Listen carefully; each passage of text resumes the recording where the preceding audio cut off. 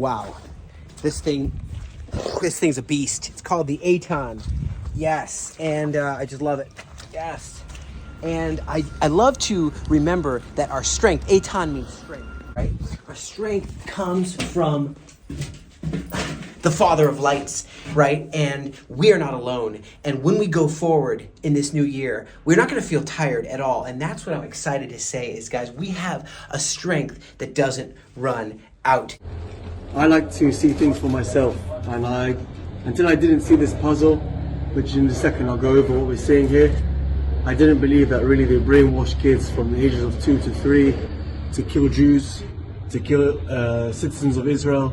I have a kid who's 2 years and 8 months, who we educate to love and to play and to be friendly and to do good things. And here you can see in front of your own eyes, in a regular house where regular things are meant to happen, and yet we see the complete and utter truth in front of our eyes. Kids firing guns, firing tanks. Kids, he's 2, 3, all different flags from all around Israel. You've got Lebanon, you've got Turkey, you've got Egypt, you've got Syria. Absolutely insane. This is what they educate their kids to do. They brainwash them. They teach them to attack and to kill and to terrorize. And we in Israel teach the absolute opposite. We teach to love. Where did you find this? This was in a kid's room. The kid's probably aged between 3 to 5, puzzled on his desk as if it was a prize, as if it was something that he had made and he was proud of it. And this is what we're dealing with. This is the truth. It's in the education. It's in the roots of the people. When I was a child, I was brainwashed into hating Israelis and Jews in Israel. I would sit down and repeat after my imam, who would say at the end of the prayer, "May God destroy Israel." Their slogan is "Death to Israel, curse upon the Jews." And that's their main mission. When the Houthis took over, they took over by force. It is a violent terrorist group. They exist to destroy Israel. I decided to go to the Tel Aviv Museum because I knew that there was a consolation for the hostages. I was so shocked, my jaw dropped on the floor, and every day that I stayed in Israel, I fell in love with the country, the society, the culture. I've never seen Arabs, Christians, Jews, Muslims coexist in the same country like this. Why it is important for you as a Muslim, as someone from Yemen, to make videos about Israel and show the actual reality that is here. When October 7 happened, I saw my friends and family saying that Hamas are freedom fighters. Hamas are the saviors of the Arabs in the Middle East. It affected me on a personal level to see that the people that I grew up with are so ignorant and hateful. God bless you guys as we continue into the new year together with strength. Truly, it has been a challenging 457 days fighting this war, and you see how we are taking out the Hamas positions one by one. It's taking a long time, but look at, you see, suddenly Hamas publishes a sign of life from the hostage Liri Elbag, who was kidnapped from the Nahal Oz military base on the 7th of October 2023. And now Yahalom, along with the 99th Division, are dismantling their weapon sites right in the center of the Gaza Strip. And what we're doing is we are establishing contact with the Kurds. We are going to make friendships throughout the Middle East, even though Hamas doesn't want us to. Troops of the Yahalom unit, that's us, are dismantling weapons manufacturing. There's a lathe. It's really complicated to make rockets that are trying to destroy Israel. But the engineering forces from 551 Brigade helped us to map and seize and dismantle and blow it to kingdom come. That is what we do.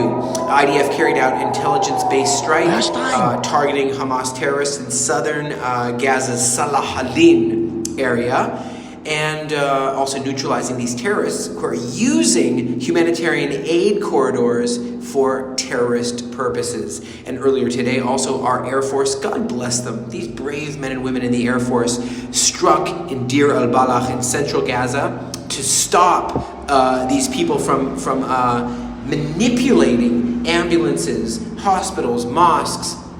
Also, following Israel's message to the United States affirming that we will not withdraw from southern Lebanon, U.S. wanted us to in the 60-day period stipulated in the agreement, we're saying no, we're not going to withdraw until we know that our people are safe.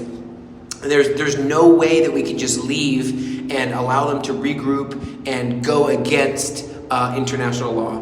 And so Houthis also have rejected an American proposal aimed at halting the attacks on Israel. That's what America is trying to get them to stop being so brainwashed.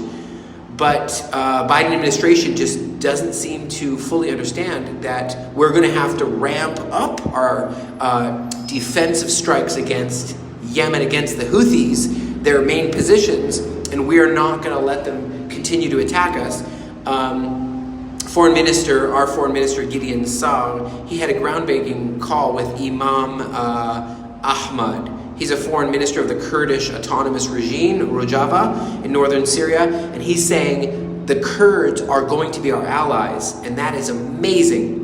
We're in readiness. All of us are in highest level of readiness for the next wave of Houthi missiles, which could come any minute on us. It takes about 15 to 30 minutes to arrive from Yemen down there in the Red Sea all the way to Israel. And it's like 3,000 to 5,000 kilometers an hour, right? These missiles. And we are prepared and we are ready to strike them out of the air along with the United States THAAD system. And I just want to read this verse because this verse is so core in my heart. 1 Samuel 25, verse 29.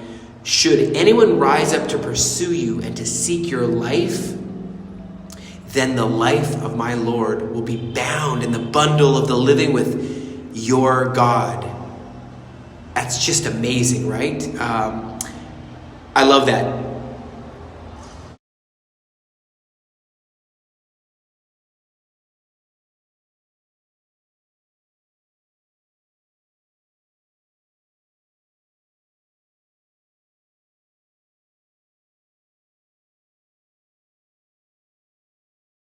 Nefesh Adoni tzrora b'tzror hachayim. Bound up in tzror hachayim, the bundle of life.